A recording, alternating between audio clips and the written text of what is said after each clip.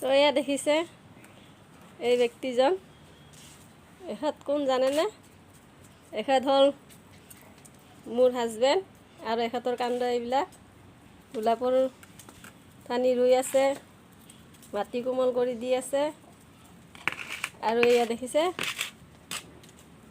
টেমাই চেমাই ফুল গছ ৰুই দিছে।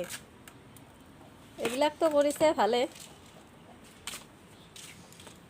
আপোনাৰ কি এইবিলাক কৰি কি ভাল লাগে নেকি? কওকচোন একবাৰ। ভাল লাগে। ভাল লাগে। আৰু মোৰ যে কাম বাঢ়াই থৈ দিলে এটা সেইটো ভাল। মোৰ যে অসুবিধা কৰি থৈ দিছে এইটো ভাল কাম হৈছে। সেইটো ভাল হৈছে। মোৰ যে এতিয়া অসুবিধা হ'ব, আঞ্জা বনালে জলকীয়া নলি তাৰ পৰা দিলে ছিঙি দিবি। মই চৌকাৰ ওচৰৰ পৰা জলকীয়া ছিঙি দিম। সুবিধা হ'ব। দেখিছেনে বন্ধুসকল কি কৈছে? মোৰ চৌকাৰ ওচৰতে জলকীয়া ৰুই দিছে, কৈ আছে মই ইয়াৰ পৰা ছিঙি দিলেই হ'ব বোলে। এয়া মই ইয়াতে চৌকা বনাইছোঁ, চৌকাটো মোৰ থাকেই। গৰম দিনত ঢাকি থৈ দিওঁ, এতিয়া আকৌ নতুনকৈ ওলাইছোঁ, মুচি কাচি চাফা কৰি ল'লোঁ।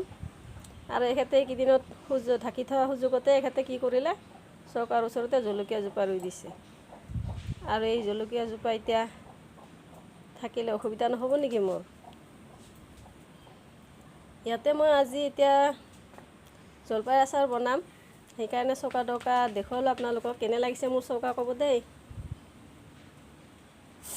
আৰু এয়া মই জলফাই লৈছোঁ, 600 গ্ৰামমান জলফাই লৈছোঁ। ইয়াৰেদি এয়া মই গুড়েদি মিঠা আচাৰ বনাই দেখুৱাম আপোনালোকক। তো চাই থাকক মোৰ ভিডিঅ', কেনেকুৱা লাগিলে ক'ব।